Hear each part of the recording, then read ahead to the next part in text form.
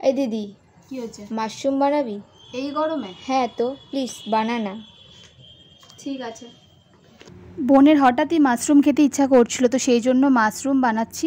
তো অ্যাকচুয়ালি এই সময়টাতে আমার গেছে কারেন্ট অফ হয়ে।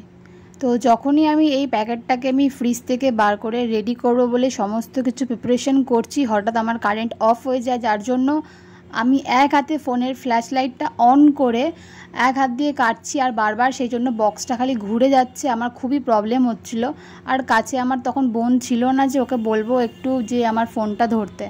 তো তাই তাড়াতাড়ির জন্য কি করা যায়, তো সেই ভেবে ভাবলাম যে মাশরুম গার্লিক বাটার ফ্রাই বানাই, তো ওটাই তাড়াতাড়ি হয়ে যাবে।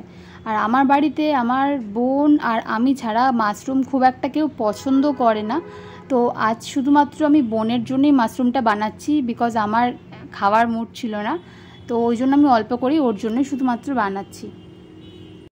এবারে মাশরুমগুলোকে ভালোভাবে ছোট ছোট করে কেটে নেব এবং তারপর পরিষ্কার করে ধুয়ে নেব।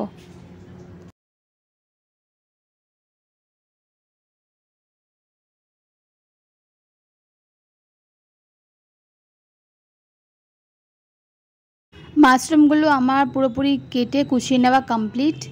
এবার বেশ কিছুটা পরিষ্কার জলে আমি কয়েকবার এগুলোকে ধুয়ে নেব। তারপর আমি এখানে নিয়ে নিয়েছিলাম কয়েকটা রসুনের কোয়া, এগুলোকে আমি একদম ছোট ছোট করে কুচি করে নেব।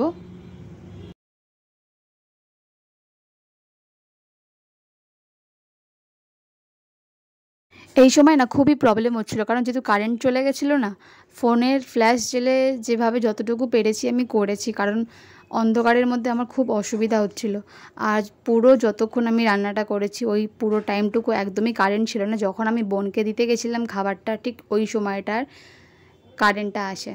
মানে কি বলবো, কিছু বলার নেই। একে তো এই বিচ্ছিরি গরম, তার মধ্যে যাচ্ছে খালি বারবার ধরে কারেন্ট, না আছে কোনো বৃষ্টি, না আছে কোনো হাওয়া বাতাস। এতবার যদি কারেন্ট যায় দুপুরবেলা রাত্রিবেলা করে ঘুমানোর টাইমগুলোতে, তাহলে কীরকম কষ্ট আর কীরকম প্রবলেম হয়, মানে যার হয় সেই একমাত্র বোঝে। রসুনগুলো কেটে কুচিয়ে নেওয়া হয়ে যাওয়ার পর দিয়ে দিয়েছিলাম কড়াইতে 1 চামচের মতো বাটার, তারপর দিয়েছিলাম অল্প কিছুটা রিফাইন্ড অয়েল, এবং তার মধ্যে মাশরুমগুলোকে দিয়ে হালকা মতো ভেজে নিয়েছি, এবং কিছুটা হালকা ভাজা হওয়ার পর দিয়েছিলাম অল্প করে রসুন কুচিগুলো, তারপর দিয়ে দিয়েছিলাম অরিগ্যানো, তারপর দিয়েছিলাম অল্প করে চিলি ফ্লেক্স। যেহেতু বোন খুব একটা ঝাল খায় না, তাই জন্য এগুলোকে ভালোভাবে ভেজে নিয়ে তারপর দিয়েছিলাম সামান্য একটু নুন টেস্ট ব্যালেন্সের জন্য, এবং তারপরে জলটা ছাড়তে ওই জলে মাশরুমগুলো সিদ্ধ হয়ে গেছিলো। বেশ কিছুক্ষণ নাড়াচাড়ার পর আমার mushroom garlic butter fry ready. তো আমি এবার বাটার আলাদাভাবে বাটির মধ্যে দিয়ে বোনকে সার্ভ করেছি। এবার বোনের কাছ থেকে রিভিউটা শুনবো। এখানে আমার ভয়েসে হয়তো অনেকবার জিনিসটা গুলিয়েছে, আমি বারবার ধরে খালি গার্লিক বাটার মাশরুম বা বাটার গার্লিক মাশরুম করে গুলিয়ে দিচ্ছিলাম। তো যাই হোক, তোমরা প্লিজ কিছু মাইন্ড করো না। তো আমার এটা ready, garlic butter mushroom fry.